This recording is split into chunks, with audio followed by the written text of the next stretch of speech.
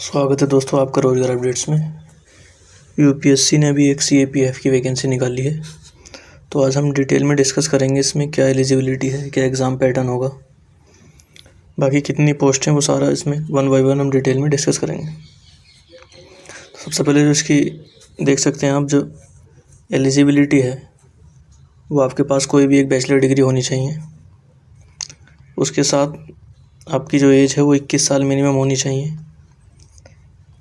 21 साल से अब आपकी एज हो तभी आप इसके लिए एलिजिबल हो और आपके पास कोई बैचलर डिग्री हो। फाइनल ईयर में भी आप इसमें बैचलर डिग्री के अप्लाई कर सकते हैं। उसके साथ ही इसमें ये कब से वैकेंसी स्टार्ट हुई है, फॉर्म फिलिंग। ये फॉर्म फिलिंग जो है आप 5 मार्च से इसमें अप्लाई हो चुका है। 5 मार्च से आप इसमें फॉर्म भर सकते हैं। उसके साथ ही आप रजिस्ट्रेशन या तो ऑफिशियल वेबसाइट पर जाके यूपीएससी की सीएपीएफ वहाँ पे मिलेगा आपको, वहाँ फिल कर सकते हैं। आप सरकारी रिजल्ट पे जाके वहाँ भी फॉर्म भर सकते हैं।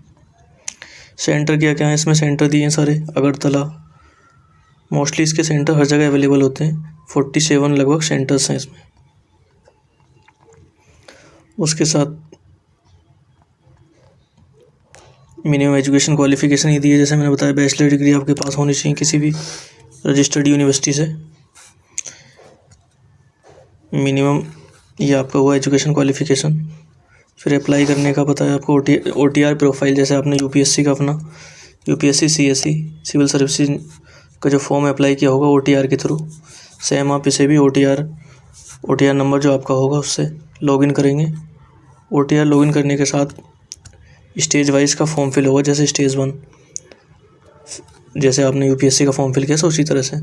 और अभी भी यूपीएससी ने मॉडिफिकेशन किया ओटीआर प्रोफाइल में, तो आप अपने ओटीआर प्रोफाइल में कुछ चीज़ें हैं जो चेंज कर सकते हैं। तो जो चीज़ें आप एडिट कर सकते हैं वो ये दी हैं कि आप अपना जेंडर एडिट कर सकते हैं। अगर जेंडर आपने गलत भर दिया गलती से तो उसे एडिट कर सकते हैं, उसमें सही कर सकते हैं।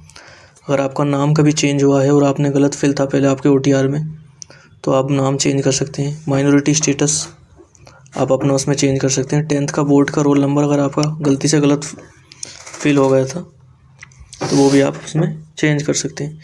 और कुछ चीज़ें हैं जो चेंज आप नहीं कर सकते, मॉडिफाई नहीं कर सकते, वो है आपका नेम। जो 10th क्लास की मार्कशीट पर है वो आपका सेम वैसे ही होना चाहिए। डेट ऑफ बर्थ सेम होनी चाहिए। Father's name, mother's name, mobile number, email ID, ये सारी चीज़ें चेंज नहीं कर सकते हैं। थर्ड केस आता है जब एक कैंडिडेट अपना मोबाइल नंबर और रजिस्टर्ड ईमेल आईडी दोनों खो चुकी हैं, उस केस में क्या होगा। थर्ड केस का सॉल्यूशन भी यूपीएससी ने दिया है कि कोई कैंडिडेट है जिसका रजिस्टर्ड मोबाइल नंबर और ईमेल आईडी दोनों खो चुका है, तो वो कैसे लॉगिन करे अपने। तो उसके लिए आपको यूपीएससी की ऑफिशियल साइट पर जाके एक मेल लिखना होगा। ये मेल के लिए दिया है OTR@upsc.gov.in। इस पर आप अपना मेल लिखेंगे। मेल लिखने के बाद यूपीएससी आपको कोई सॉल्यूशन इसका देगा कि आपको कोई दूसरे नंबर से लॉगिन कराए या फिर आपको दूसरी ईमेल आईडी से, जैसे भी प्रोसेस होगा वो आपका प्रॉब्लम सोल्व करेंगे। ये था मॉडिफिकेशन ओटीआर का। उसके साथ साथ इसमें देखेंगे हम ये सिलेबस दिया है इसका कि सिलेबस क्या है, selection procedure, scheme and syllabus. तो इसका सिलेक्शन प्रोसीजर जो है वो 2 स्टेज में होता है। पहला स्टेज है रिटन एग्जामिनेशन। तो रिटन एग्जामिनेशन आपका होगा, रिटन एग्ज़ाम जो होगा वो 2 पेपर्स इसमें होंगे। एक तो जीएस का पेपर होगा 250 मार्क्स का। दूसरा general studies, essay and comprehension 200 marks का पेपर आपका होगा। 2 पेपर इसमें होंगे। इनके बेस पे आप एलिजिबल होंगे नेक्स्ट जो आपका इंटरव्यू स्टेज है उसके लिए। ये दोनों पेपर एक ही दिन में होते हैं। जो पहला जो आपका पेपर 1 है वो 10 बजे से 12 बजे तक 2 घंटे में होगा। और जो दूसरा पेपर है डिस्क्रिप्टिव पेपर आपका एस्से लिखने का, प्रिसाइज राइटिंग और एस्से, वो 2 बजे से 5 बजे तक 3 घंटे का होगा। वो essay writing, comprehension, precis writing, descriptive paper. जब ये आप स्टेज 1 पार कर लेंगे रिटन एग्जामिनेशन की, उसके बाद आपको फिजिकल स्टैंडर्ड टेस्ट होगा, पीएसटी हम इसे बोलते हैं। इसमें आपको 100 मीटर की रेस 16 सेकंड के अंदर लगानी है मेल्स को। फीमेल को 18 सेकंड दिए हैं। 800 मीटर रेस होगी, 3 minute 45 second for mails and 4 minute 45 second for females. Long jump आपको 3.5 मीटर मेल्स के लिए, 3 मीटर फीमेल्स के लिए। 3 चांस इसमें मिलते हैं कि 3 चांस में आपको ये एलिजिबिलिटी पार करनी है। उसके बाद शॉट पुट है 7.26 kg का, 4.5 मीटर फेंकना है मेल्स को, और फीमेल को ये नहीं फेंकना है। तो इसमें भी 3 चांस मिलेंगे। 3 चांस में आप इतना फेंकेंगे तभी आप ये अपना फिजिकल एफिशिएंसी टेस्ट क्लियर कर पाएंगे। उसके बाद जो अगली जो आपकी स्टेज होगी वो होगी इंटरव्यू आप इसमें क्लियर करते हैं। उसके बाद फिर मेडिकल होता है। जो इंटरव्यू अपना पर्सनालिटी टेस्ट जो है वो 150 मार्क्स का है इसके अंदर। दोनों के बेस पे आपकी मेरिट लगती है, उसी बेस पे फिर मेडिकल होता है। उसके बाद ये था इसका सिलेक्शन प्रोसीजर कि क्या क्या प्रोसीजर है, कितने स्टेजेस है। उसके बाद सिलेबस क्या है इसका। सिलेबस जैसे पेपर 1 हमारा जनरल एबिलिटी और इंटेलिजेंस का है, तो उसमें जो सिलेबस है मेंटल एबिलिटी, जीएस, पॉलिटी है, इकोनॉमी है, history, world geography, Indian geography, current affairs, IR.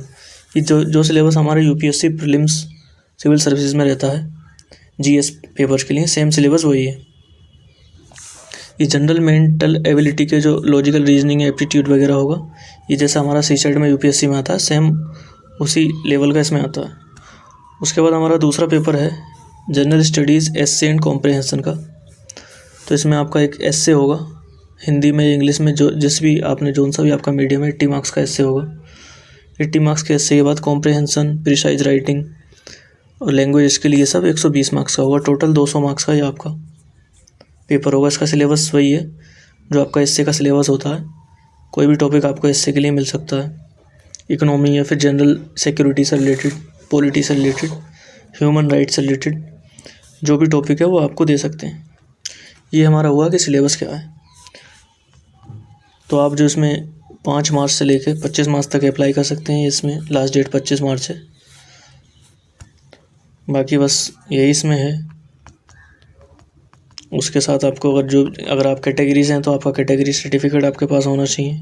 Category के बेनिफिट अगर आप लेना चाहते हैं तो वो भी आपका सेंट्रल कैटेगरी सर्टिफिकेट होना चाहिए, मतलब सेंट्रल गवर्नमेंट से आपका बना हुआ हो,